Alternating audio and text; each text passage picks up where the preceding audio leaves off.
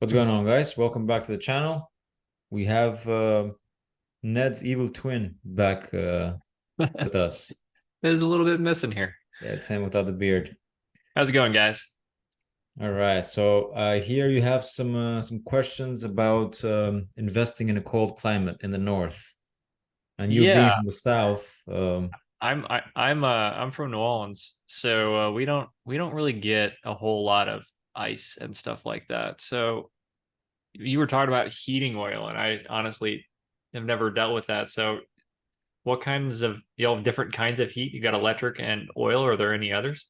Yep. So oil is very predominant here in at least in the Northeast. There's this oil tanks that we have in the basement. It's probably like 250 gallons Oh wow. of a huge tank that just sits in the basement at all times, and he has two pipes going in and out of it. One pipe is for the fill, so the companies come with a huge tanker.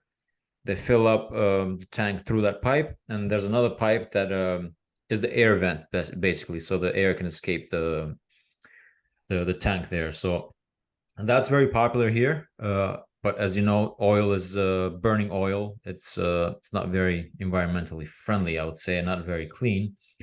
But it's pretty cheap, relatively, and compared to electricity, especially, it's pretty cheap.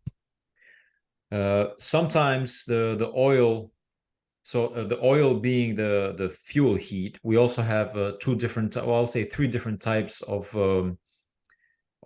transport of the heat, which is basically we have steam for the steam pipes. Those are the pipes that make that clanking sound when they heat up. I don't know if people from the Northeast are familiar with that. I've heard it in So, like movies and stuff like that. mhm. I don't know. Maybe it was Yeah, Harry Potter it's or something very like that. popular in like New York movies and stuff. You would Yeah. hear like the clanking, but essentially it's just it's the oil burner in the basement that heats up a huge body of water, and then the steam that escapes from that body of water is fed through the pipes and throughout each different room, and it goes to the radiator. So there's no. Is that what those big iron radiator things are? Mhm. Like in Yep, rooms? yep, they have steam. Yep. So Okay. now I think I those burned radiators. myself on one when I was young. Yeah.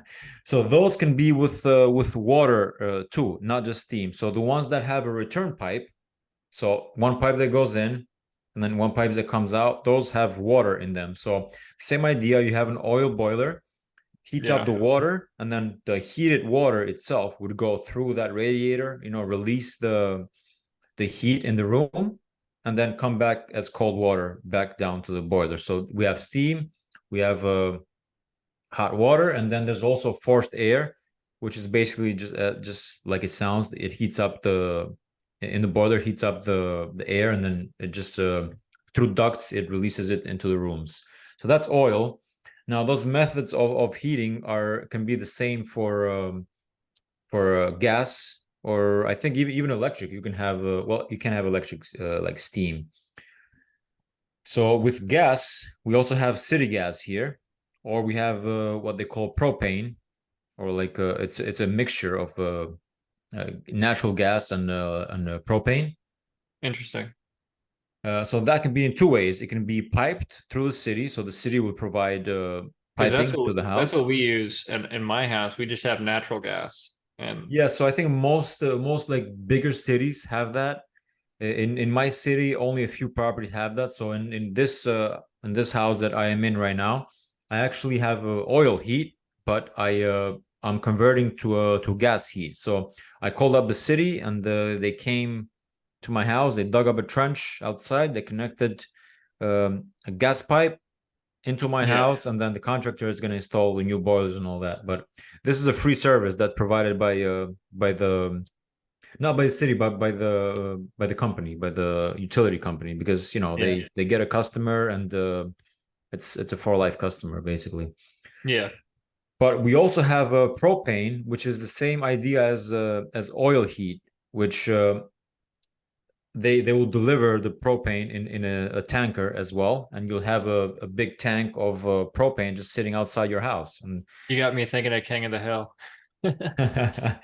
yeah, so we have that as well, and then The new stuff that everyone is doing is well, it's not central air. It can be central air as well, which would be all electric, but it's those wall units, the AC wall units. Some people heat Oh, with those now. yeah, I've got one in my studio right here.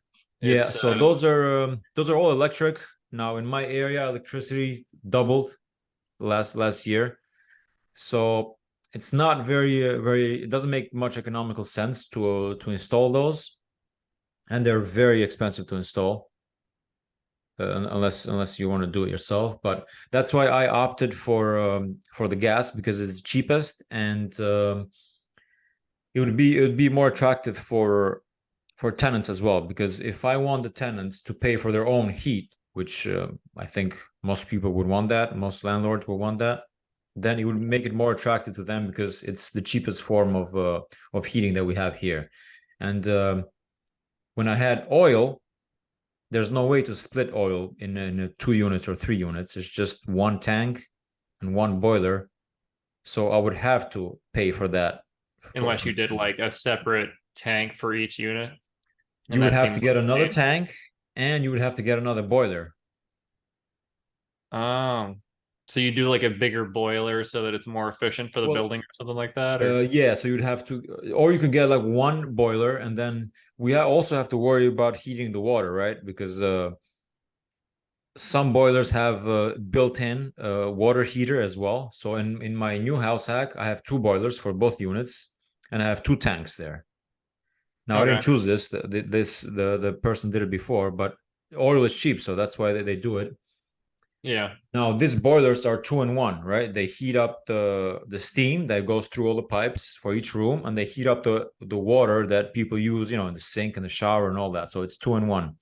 The downside to that would be that the boiler would be working year round because it's keeping that water in there. It's keeping it hot so that when you open the tap, it comes out hot. It's keeping that water hot all year, so the it's burning oil all year. It's not like one of those so water tanks that we have. as a landlord, do you pay for refilling that, or they do, or so I What know. I have them paid, and the way that I do it is, let's say they move in on the first, on a day before the first, I would fill up the tank full, and I will let them know that the tank is full, and then whenever they're moving out, or if it's half towards like half the year or something, halfway through the lease. If it's like halfway through the tank, then if they have to fill it, or if it's like almost done, if they have to refill it, then they would pay for it if I want them to pay for it. Otherwise, I just have a automatic company that comes and just fills it up. And how much does it cost to fill a tank like that? Like I don't even know. Uh, Is it it like would be gas? depending on the price. So like if we do this in real time right now, I can check the current price. Usually it's about like $3 and like 50 cents per gallon of oil. So that's $700 to $900 a tank. Yep. So it's If it's 250, 389 right? right now. This is September of 2023. So the price of oil in my area, at least in Keene, New Hampshire, is 389. So if my tank is 275 times 389, then it would be $1,000, just over $1,000. And I would have to do that two to A three thousand sixty times. nine. 2 or 3 times a year. Yeah, 2 to 3 times a year, depending on usage. Hmm. So yeah, that would be the cheapest. I would think oil would be the cheapest. The gas is cheaper than oil because it's much more efficient. Okay, But electricity, but that's just not offered everywhere. That's the problem. yeah, it's not offered because you would either have to have that company come and fill out those propane tanks, and you would keep the propane tanks like next to your property, or you would have to have the pipes installed into your house, which are provided free from the utility company, Yeah, but you would have to install new boilers for those as well. So it's a big expense. I would say, besides the roof, this would be the biggest expense that I had in this property, at least. interesting. So do tenants are they like Aware of like the pricing and stuff.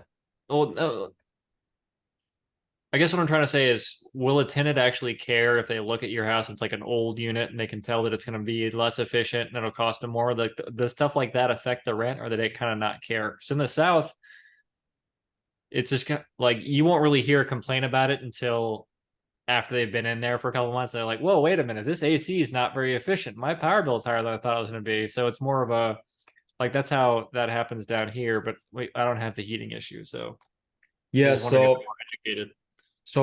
most property walkthroughs that I do, and this is one of the reasons that I do a lot of like properties that come up in the market now. Even if I'm not prepared to make another purchase, I just do the walkthroughs anyway, just to like meet some people and look at properties and learn about stuff like this.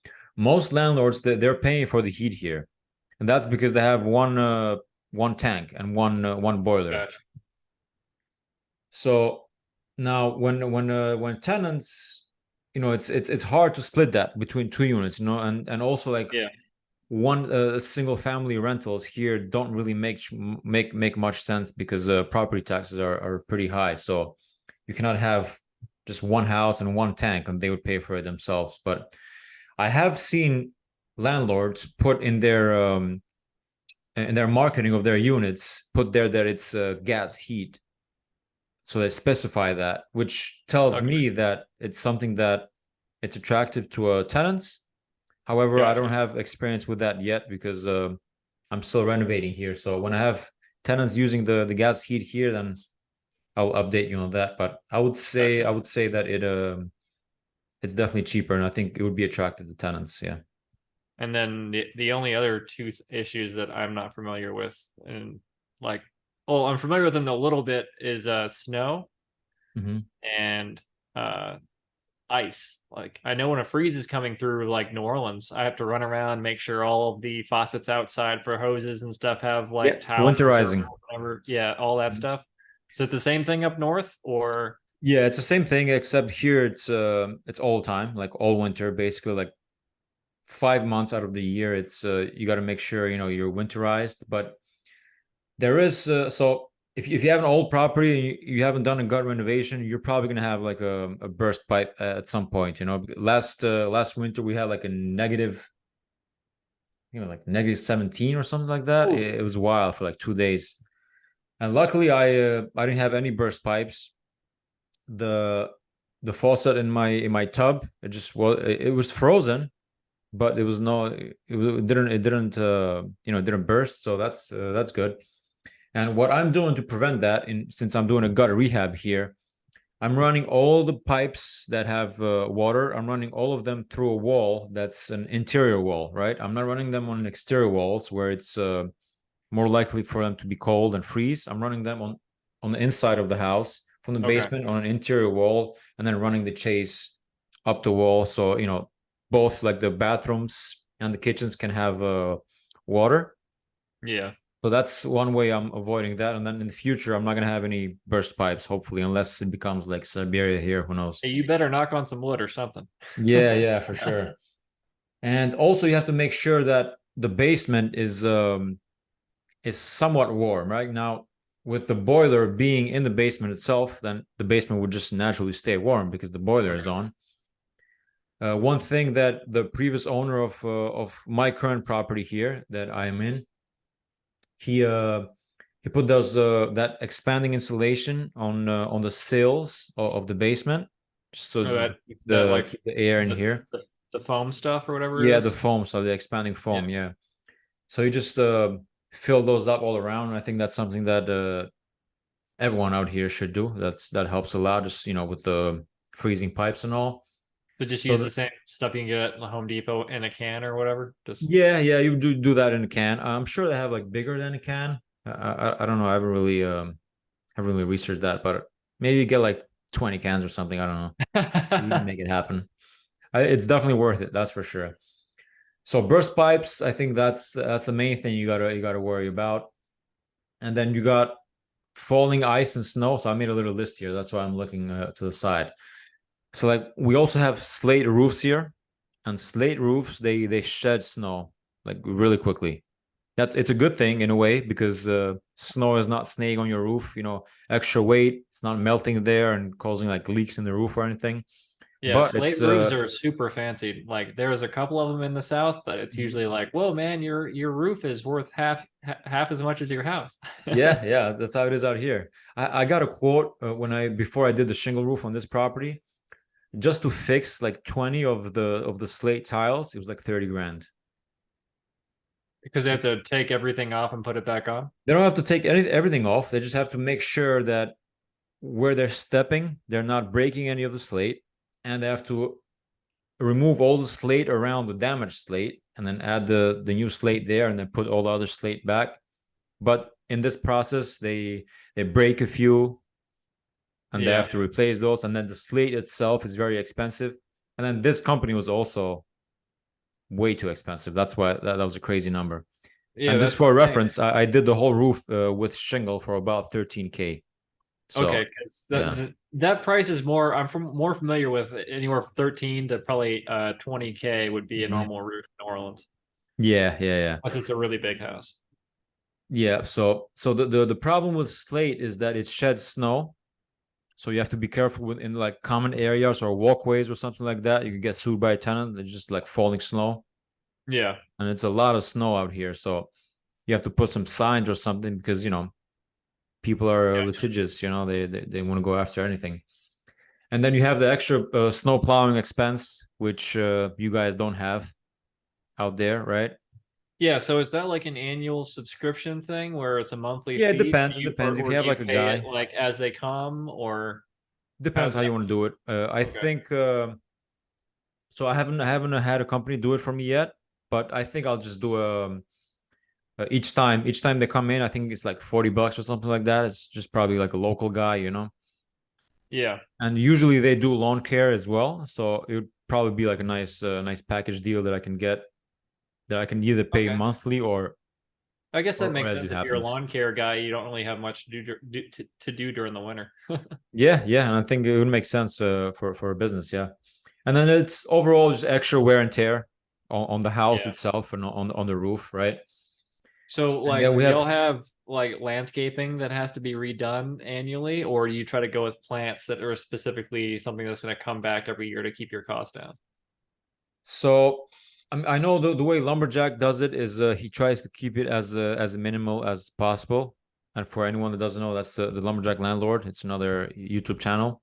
He's uh he's in uh he's in New Hampshire as well. He's in more in the towards the east of the state. But the way he does it is he puts that 3 mil plastic on the floor, and then he throws some gravel on top of that, maybe like 2 inches of gravel, and then that will just stay like that for a while. It will keep weeds out, and you can have like a little ornamental, like a annual or So perennial plant or something. so when spring comes, he takes all that off and it just comes back. No, he just does the landscaping right there, just so he Oh, avoids so his his landscaping is just rocks. That's yep, very zen. yep, Okay. just All so right. that he doesn't have a higher landscaping bill. But now So I his have two properties. Where I live now, I just do the mowing myself, and I do have a bunch of land here. So, and I did plant a bunch of trees around the property. This is mostly because this is the double yellow line road. There's a lot of noise, so I was trying to buffer the noise a little bit. gotcha. But yeah, I'm not too keen on all the funny. I live in Keene, and I said Keene, not too keen. Yeah, Nice. yeah. So yeah, I don't really like that having extra expenses out here for lawn mowing, but it's something that I gotta get used to. And maybe I'll do some research and do some gravel, like the lumberjack or something. But yeah, for now, it's just an expense that we have. Well, I learned a whole lot. I don't have to deal with more or less any of those issues except for probably 1 or 2 weekends a year. Hopefully it's weekends because it's a pain in the butt doing it during the week. Well, you got to have a mandatory AC, right? Yeah, AC is required. Well, it's not, no, take that back. It's not required, but if you don't have it, you're not going to get a tenant. Okay, so it's not required. Yeah, So here it's weird if you read the Section 8 requirements, mhm. heating is required, but nowhere does it say that you have to have an AC. And it's like, but dude, it's 105 degrees in here. Yeah, so here it's just not needed at all. People don't care. It's usually just an AC unit, maybe a couple of weeks out of the year. That's all you really need. Okay. But we also have ice dams here. Did I mention ice dams? No, You I did not didn't. mention, I don't even know what that is. So You're talking ice about like in dams, a river? it's exactly what it sounds like. It's a dam of ice that builds up on the edge of your roof. So this is when you have the heat from the house rising, Yeah. and then you have snow on top of the roof, and then it's melting that snow. And then when that snow is melting because of the heat, it it goes to the edge of the roof and then it refreezes there. So this keeps happening, cycle of melting and freezing, and it just It creates just an ice builds dam up there. into like a shelf. Yep, and then it goes into like underneath the shingles, and then you just have a whole mess there. But yeah, that's an ice dam. That's why you need ice So shields on your so roof. what do you do as a landlord? You have to drive around. Will you have to drive around and look at all your properties to check and make sure that's not happening? And if it is, like, what do you do about it?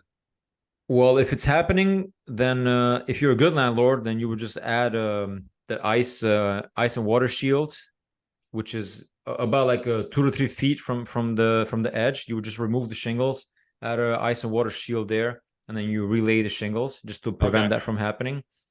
If you're a bad landlord, you could just like hit it with something, and it would just fall off, and then hope it doesn't happen again. It probably will happen again, but Okay. yeah. So that's and then there's also one last thing that you probably don't have. It's the vacancy rates and people moving. It's extremely low during the cold winter times. So Our slow time is summer because it's so hot. and So people don't want to move, right? the last 2 months, nobody wants to move. And the Mhm. second what month are we in? Is September, October? It usually starts to speed up. Yeah, September, October, suddenly you'll go from having a vacancy for 2 months to suddenly all of your vacancies filled in one day. Wow. Which is why you don't want to have a vacancy between in New Orleans between Thanksgiving and Mardi Gras or during the summer heat. Yeah, for us it's starts at Thanksgiving and up until like March. You don't want to have any vacancy at that time. Or if you're trying to sell a property, it's not going to happen during that time. Yeah. Yeah, I So think these are this is all the downsides. similar timeline for us, but for us it's because we want to party. Yeah. Not much partying going on up here. Yeah.